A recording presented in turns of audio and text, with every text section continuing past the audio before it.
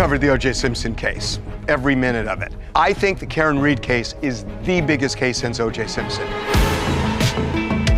This is the woman in Boston who supposedly killed her cop boyfriend by running into him with her car. But she says that she was framed, and I gotta tell you, I think the jury largely bought her story because we found out that this jury voted 12-0 to acquit her on second-degree murder, and the judge didn't even say anything in the courtroom on what the vote was, which makes me think this whole thing was some kind of a frame job.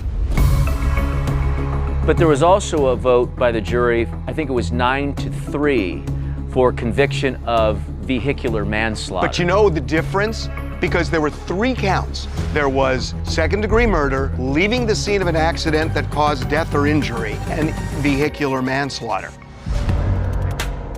The jury voted 12-0 on both the murder and leaving the scene. 12-0 to acquit. Those 2 crimes require intention, that you know what you're doing. Vehicular manslaughter, you could literally have somebody who backs into somebody, doesn't even know it, but they're just reckless. Which means they think it was an accident or under the influence situation. Suppose that Karen Reed did back into him, but didn't kill him. And he went in the house, got in some kind of an argument, and they killed him. And then they took him out in the snow. Well, let's actually break down a little bit of what actually happened, what we know is true about the night. They were out that night. They were down in Canton, Massachusetts, Karen and Officer John O'Keefe. This is a January night. That is true. Allegedly, she is going to drop him off on Fairview Road. He's going to go to a party of an acquaintance. This is Sergeant Brian Albert's house. She's not going to attend. The difference here where things start to diverge a little bit is that she says she saw him walk through the front door, whereas everybody in that house at the party says otherwise. There's 2 reasons why Karen Reed did not do this. Number 1, the timeline doesn't work. The last recorded activity on John O'Keefe, the victim's phone, was at 12:32 a.m. He's moving around, so he's alive. You have Karen Reed, her phone connects to John O'Keefe's home Wi-Fi, so she's back at John O'Keefe's house, which was at least 6 minutes away on a good day, let alone in a blizzard. So how in a 4-minute time span did she back over him, kill him, and get back to his house in 4 minutes when the drive on a sunny day is 6 minutes? That doesn't make sense. Number 2, let's talk about the fact that the expert witnesses on both sides, not a single one of them testified that these injuries that he sustained are consistent with being hit by a car. How is this road rash on a snowy day? It's not. Those are dog bites. The Alberts had a dog named Chloe. And that dog was known to be aggressive. Yes, and they rehomed that dog after a man is found dead in their front yard with injuries that look like dog bites. I hit him, I hit him, I hit him, I hit him. Those are the words of the defendant. What I'm thinking is both of these things could be true.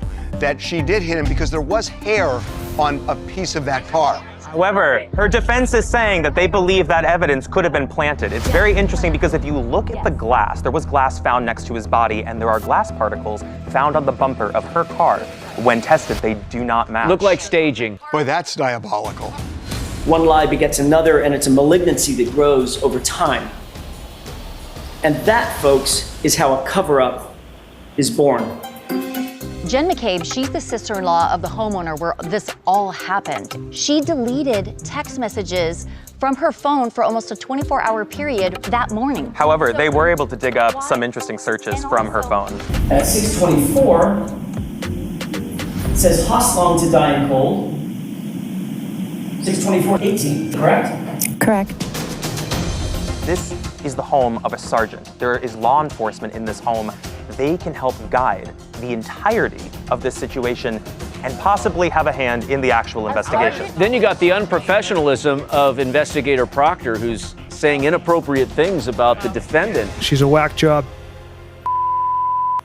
And he was fired literally the minute the judge declared. He didn't even go into the house where a dead body is found on the yard to ask. And they were having a party. They were all awake. Let's not talk about the fact that everybody in that party left that party at some point. Not a single one of them saw a 6-foot plus, 200-plus pound man laying in the yard. The thing that I'm suspicious of, why the judge didn't declare what the vote was on the jury. At this point, it seems like such a mess. Where does justice go at this point? Like, what's the next step? There's a lot of weird stuff with this.